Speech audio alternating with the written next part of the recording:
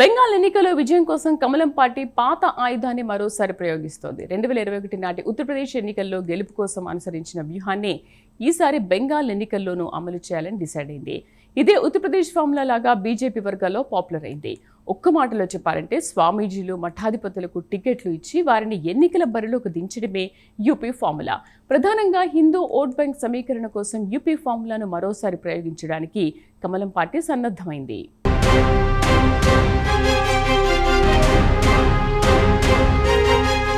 పశ్చిమ బెంగాల్లో తృణమూల కాంగ్రెస్తో చావో రేవో అన్నట్లుగా భారతీయ జనతా పార్టీ పోరాడుతోంది. 15 సంవత్సరాలుగా అధికారంలో ఉన్న మమతా బెనర్జీని ఈసారి ఎలాగైనా కుర్చీ నుంచి దించివేయాలని కమలం పార్టీ గట్టిగా పట్టుదలతోంది. ఇందులో భాగంగా అనేక వ్యూహాలు పన్నింది. మమతా బెనర్జీకి దీటుగా కొత్త ఎత్తుగడలు వేస్తోంది. ఇక బీజేపీ వ్యూహాలు చూసి టీఎంసీ నేతలకు ఫీజులు ఎగిరిపోతున్నాయి.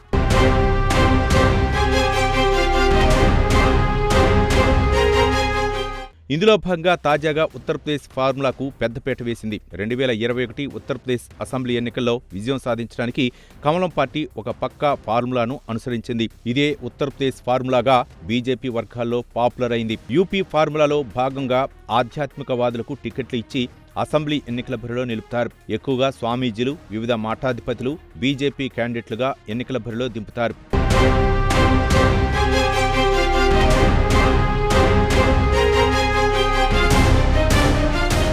సహజంగా స్వామీజీలు, మఠాధిపతులకు సమాజంలో సముచిత ప్రాధాన్యం ఉంటుంది. వారి పట్ల అందరికీ గౌరవభావం ఉంటుంది. అంతేకాదు, రాజకీయాలు, అధికారాలకు దూరంగా ఉంటారు కాబట్టి వారి చుట్టూ వివాదాలు కూడా ఏమీ ఉండవు.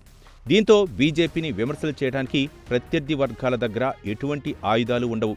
కాగా ఉత్తరప్రదేశ్ ముఖ్యమంత్రి యోగి ఆదిత్యనాథ్ కూడా గోరఖ్పూర్ మఠాధిపతి అనే విషయం తెలిసిందే. చాలా కాలం పాటు గోరఖ్పూర్ మఠాధిపతిగా ఆయన సేవలనిచ్చారు. అంతేకాదు, ఆధ్యాత్మిక వర్గాల్లో ఒక సమర్థుడైన మఠాధిపతిగా యోగి ఆదిత్యనాథ్ పేరు తెచ్చుకున్నారు. మొత్తం మీద 2021 ఉత్తరప్రదేశ్ అసెంబ్లీ ఎన్నికల్లో కమలం పార్టీ అనుసరించిన ఈ వ్యూహం సూపర్ డూపర్గా హిట్ అయింది. అంతిమంగా ఉత్తరప్రదేశ్లో కమలం పార్టీ అధికారంలోకి వచ్చింది.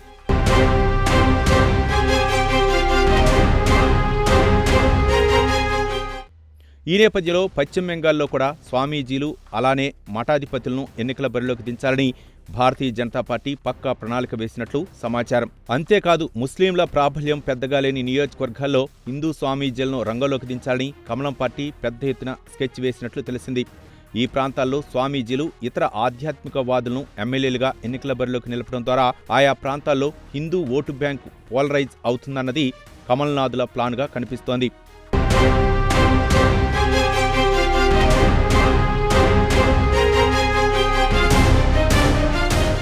ప్రధానంగా సమాజంలో మతపరమైన సమీకరణలపైనే కమలం పార్టీ ఎక్కువగా ఫోకస్ చేసినట్లు సమాచారం. హిందూ ఓటు బ్యాంక్ పోలరైజేషన్ తమకు ప్లస్ పాయింట్ అవుతుందని కమల్నాథులు లెక్కలు వేసుకుంటున్నారు. అయితే కొన్ని సెగ్మెంట్లో ముస్లిం ఓట్లు ఎక్కువగా ఉంటాయి. అయితే ఇటువంటి సీట్లు బెంగాల్ వ్యాప్తంగా తక్కువ సంఖ్యలో ఉంటాయి. దీంతో మిగిలిన ప్రాంతాల్లో హిందువులను ఏకం చేస్తే ఎన్నికల్లో సునాయాసంగా గెలుపు సాధ్యమవుతుందని లెక్కలు వేసుకుంటున్నారు. అంతేకాదు, బీజేపీ నాయకుల హిందూ ఆలయాల సందర్శనకు అత్యంత ప్రాధాన్యం ఇవ్వాలనేది మరో అంశంగా కనిపిస్తోంది. అలాగే శ్రీరామచంద్రమూర్తిని ఆరాధించేవారినే మేము అధికారంలోకి తీసుకొస్తామనే నినాదాన్ని కూడా ఈసారి బెంగాల్ ఎన్నికలకు సిద్ధం చేశారు. మొత్తం మీద హిందుత్వ అజెండాగా కమలం పార్టీ పెద్దపీట వేసింది.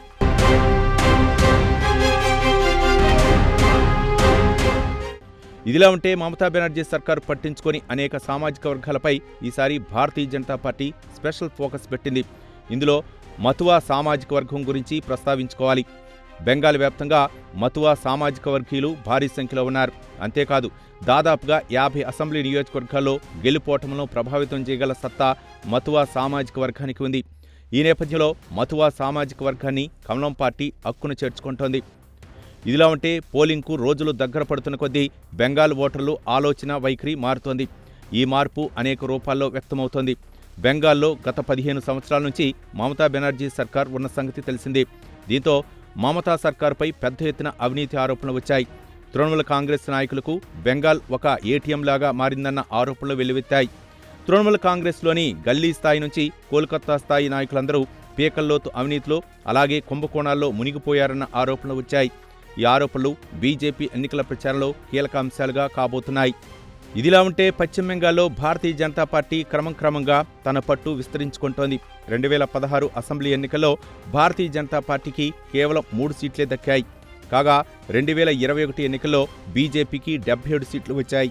అంతేకాదు తొలిసారిగా పశ్చిమ బెంగాల్లో కమలం పార్టీ ప్రధాన ప్రతిపక్షంగా అవతరించింది. మొత్తం మీద తృణమూల్ కాంగ్రెస్తో అమీతుమీకి కమలం పార్టీ సన్నద్ధమైంది.